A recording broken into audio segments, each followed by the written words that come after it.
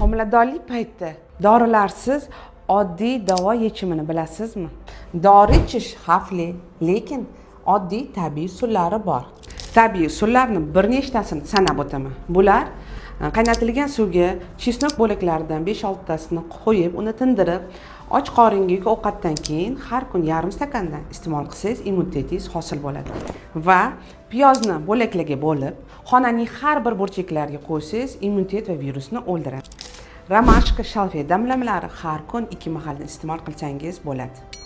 Eng asosiysi xona havosini almashtirib turish, bakteriya, viruslarni chiqishiga, xonani tozaligiga ega bo'lamiz.